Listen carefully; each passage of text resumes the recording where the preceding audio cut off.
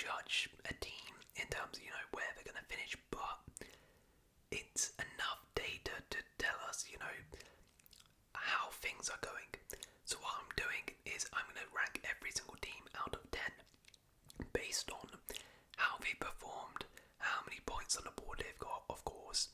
Those are the main things, but also their performances and their expectation. For example, just because Liverpool are top of the league, it doesn't necessarily mean they're going to be 10 out of 10. Because it's all about, how people expected them to do, and so far, the teams they face, the difficulty of those, etc.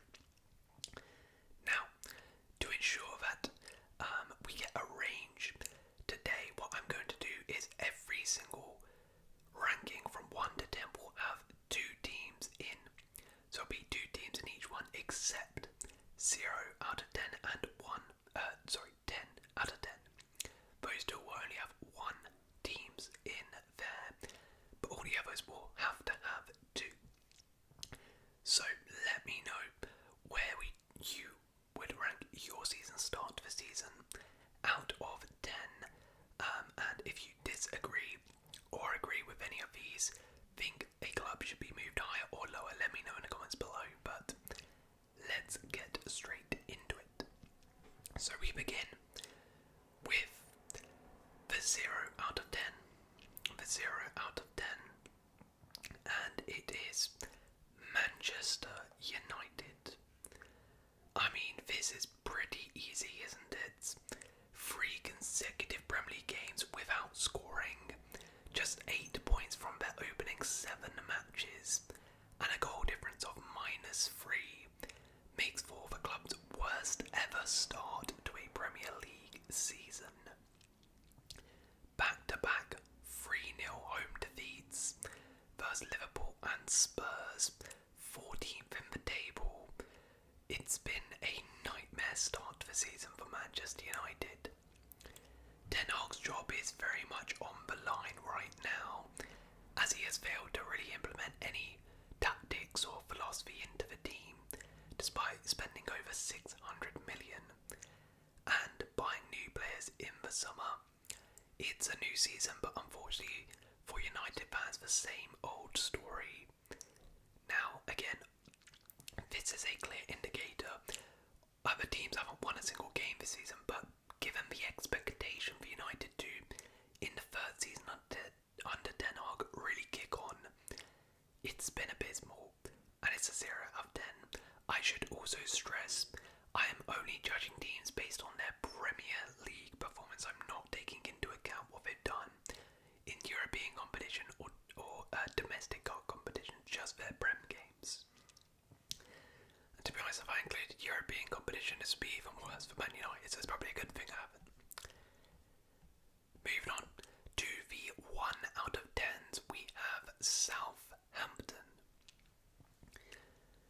Southampton manager Russell Martin is committed to playing out from the back, but it has caused them a lot of problems, and that is why they are a 1 out of 10 so far this season.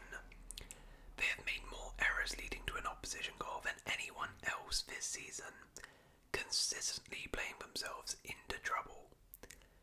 1 point from 7 games is a horrible record, and while some of the performances have actually been pretty good, such as versus Arsenal, Newcastle and Ipswich, they've all been unable to see out games, particularly the Ipswich and Arsenal game, where they were leading late in the game but failed to win either. Southampton so far have failed to impress and are far too easy to beat, simply gifting opposition wins, and they must sort this out if they want to stay in the division. But really, there's not really been too many positives to take for Southampton so far this season.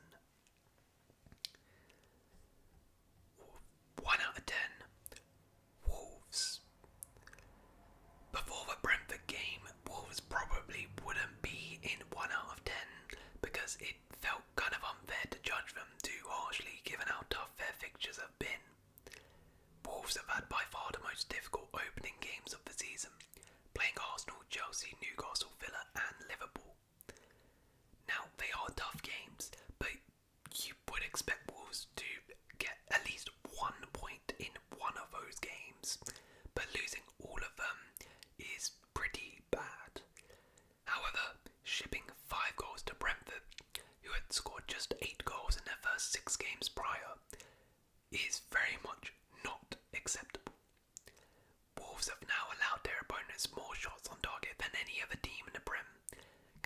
by far the most goals in the Prem too, including 6 versus Chelsea and 5 versus Brentford.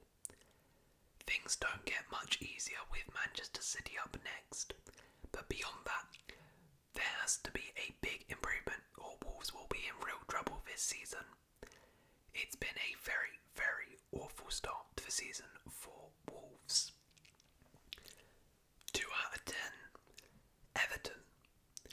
After opening the season with a 3-0 defeat to Brighton and 4-0 loss to Tottenham, things weren't looking too good for Everton. They then followed this up by being 2-0 up versus Villa and Bournemouth and losing both games. They were on track to be a dead certain 0 out of 10. However, things have slightly improved, making them just about a 2 out of 10.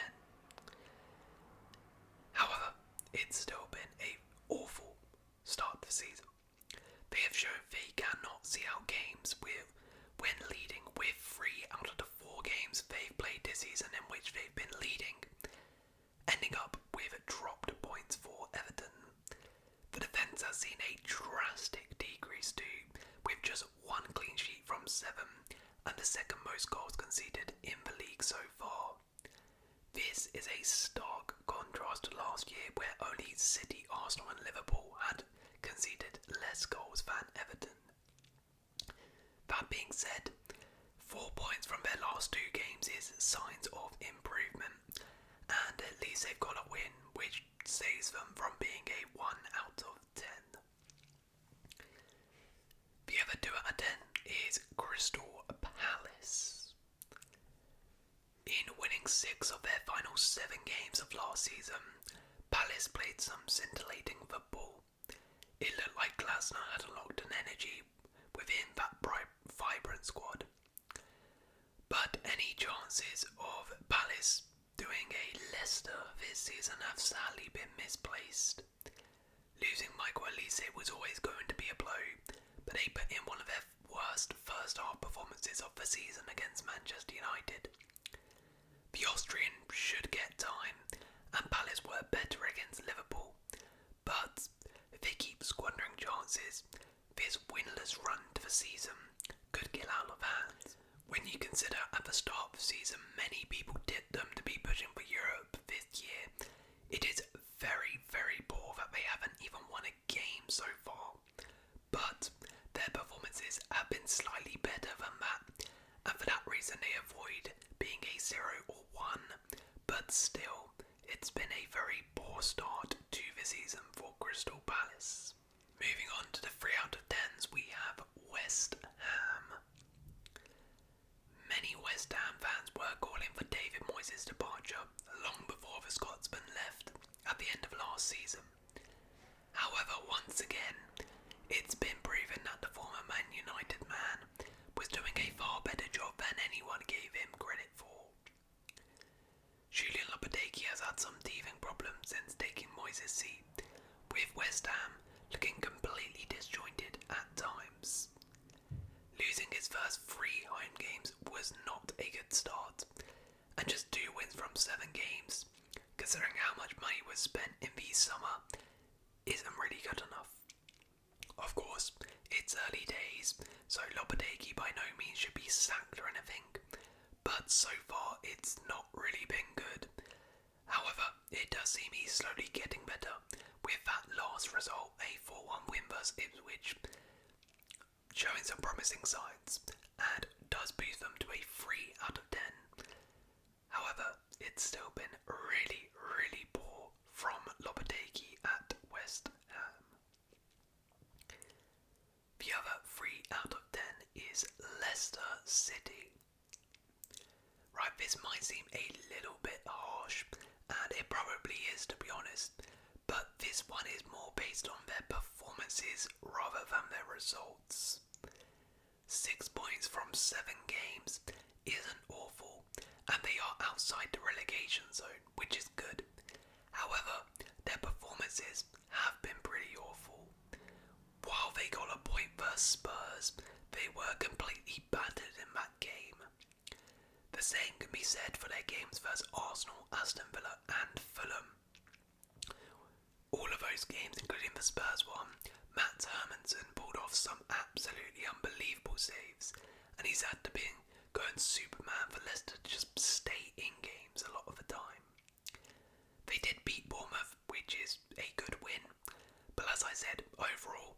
7 games, the performances have not been good enough. It's been difficult to find a clear style of play under Cooper, and while they've shown that they can grind out results, which is good, performances have been poor, and that is the reason why they're a 3 out of 10, because they've got a couple points on the board, but really things don't look too sustainable right now for Leicester. 4 out of 10, we have Spurs. There are some fans who are now giving up on Ange Postecoglou. Now there were others who were already unconvinced by the recent run of 5 wins in a row, because 3 of them came in cup competitions. But now the embarrassment of their capitulation after being 2-0 up versus Brighton was the final straw for many. A serious, troubling aspect of all of this for Spurs fans is that they can look unbelievably good, and they have done this season. But they can equally look absolutely awful. There have been plenty of times this season where Spurs have been in good positions and let chances go to waste, unable to take the game out of their opponent's reach, and not for the first time this season. Against Brighton they were made to pay. Against Leicester, Spurs had enough chances to win the game, but eventually fell to a woeful, disappointing 1-1 draw. They couldn't take their chances at Newcastle either and lost the game. They have the highest expected goals total in the league this season, but have been underperforming it. They have played some good football this season, and of course have beat Man United 3-0 at Old Trafford, which is great. But overall, I think the mood of Spurs fans is more frustration at their inability to put games to bed or improve their defending. Losing at home to Arsenal in the manner they did is another really annoying and poor result, and for that reason it's a below average start to the season for Spurs, who have had some really poor losses. The other 4 out of 10 is Bournemouth. Bournemouth are a bit of a victim of their own success in certain respects, thanks to their fantastic season under Andoni Iraola last season. The Cherries have a little more to do to reach that standard, but that being said, have been okay this season. I think just slightly below average. They've been quite unlucky not to have more points on the board, as they did have some really strong performances versus Chelsea and Newcastle, probably deserving to win those games. And of course they did have an amazing comeback win versus Everton. However, losing against Leicester is not really good enough for Bournemouth, who really should be winning a game like that. And I mean, overall 8 points is a solid return, but they probably were hoping for a little bit more than 8 points from 7 games. So it's slightly below average, but it's not been like an awful start to the season by any means for Bournemouth. 5 out of 10, Ipswich down. Not much was expected of the returning Ipswich, so the fact that they are outside the relegation zone is a success in itself. Of all the promoted teams, Ipswich have been by far the best, and shown that every game they play will be competitive this season. Despite playing some tough opposition, Ipswich haven't really been blown away in any of the games. Even Man City away, and that's a big positive. Draws against Fulham, Brighton and Villa is to be commended, as they are 3 established Premier League teams who have also started the season fantastically. Players such as Liam Delap have been really good too, showing they're good enough for the Prem. However, not winning a game means there's no doubt some improvement left in the tank, and I can't really put them higher than 5 out of 10 if they haven't won a game, but it's been a solid start to the season in the Premier League for Ipswich. The other 5 out of 10 is Newcastle. With the injury crisis of last season somewhat a thing of the past, Eddie Howe's Newcastle have been pretty solid, if uninspiring, to start the season. One defeat is the same as league leaders Liverpool.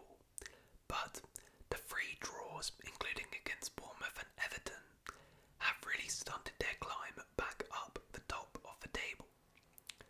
A win versus Spurs and a point versus Man City is great, although some of the performances in general have been a bit underwhelming. With that being said, 12 points from 7 games is a decent return, and Newcastle have shown that they definitely will be competing in and around those European places again. Just how good they will do though, I'm not entirely convinced right now that they'll really make a push for top 4, but it's been a average start to the season, I would say, for Newcastle. 5 out of 10. Right, next up we have the 6 out of 10s, and we have Chelsea. Ahead of schedule, and earlier than anyone probably realistically expected, Chelsea appear to have found their stride under Enzo Maresca, with only Manchester City having scored more goals than them this season. Chelsea have taken a major step towards once again being a team that can compete at the top end of the Prem, with everybody scoring goals, even Nicholas Jackson scoring 4 goals this season. Chelsea are far from the finished product, but 4 wins from 7 at such an early stage in the season bodes well both for the campaign and for Maresca's reign. There's still issues with the defence and consistency, having dropped points at home to Crystal Palace and Forest, which shouldn't really be happening if Chelsea want to be competing in the top 4 again. But it's been a really positive start to the season for Chelsea and Maresca, so above average start to the season, 6 out of 10. The other 6 out of 10 is Brentford. Having become the first team in Premier League history to score inside the opening minute of 3 consecutive matches, Brentford left it late against Wolves in their last game, scoring in 76 seconds to break the deadlock. They then went on to win a rollercoaster of a game 5-3, with hosts taking the lead on 3 separate occasions. Brentford haven't been the league's most effective side this season, dropping 8 points from winning positions, but they have been a lot of fun. Thomas Frank is not afraid of being a pragmatic manager, and I think his side play long balls up the pitch. But right now, his team is probably the most entertaining team in the league.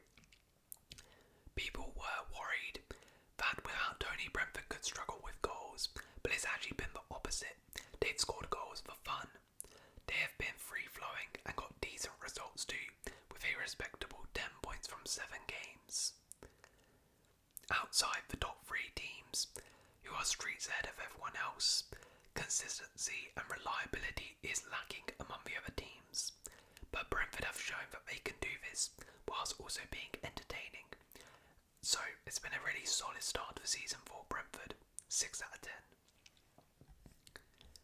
Next up we have the 7 out of 10s, and we have Fulham.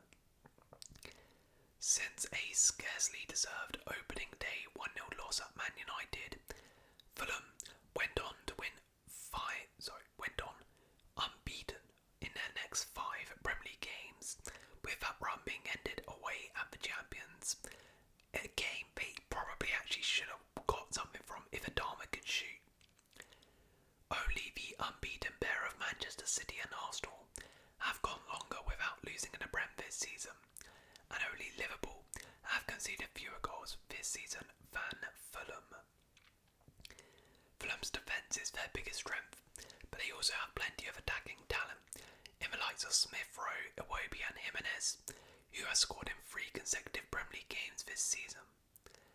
If Jimenez can continue to hit this kind of form, then there's no reason why Fulham can't be challenging for a European spot, and so far the defence has been great, the attack has been fun. Fulham look like a really, really good side. The other 7 out of 10 team is Aston Villa. Now, Unai Emery will be pleased with the start his side has made to the season, and will be hopeful his team can qualify for the Champions League again this year. Many people thought Villa may drop off with well so far. They've got 4 wins from 7 games, and the only loss in the league has been against Arsenal.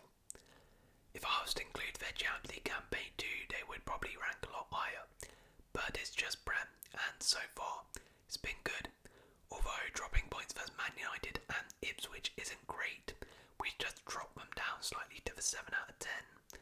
But still, a very good start to the season for Villa, who have shown that they will continue to fight for those European spots this year, and their depth in particular is not going to be an issue at all.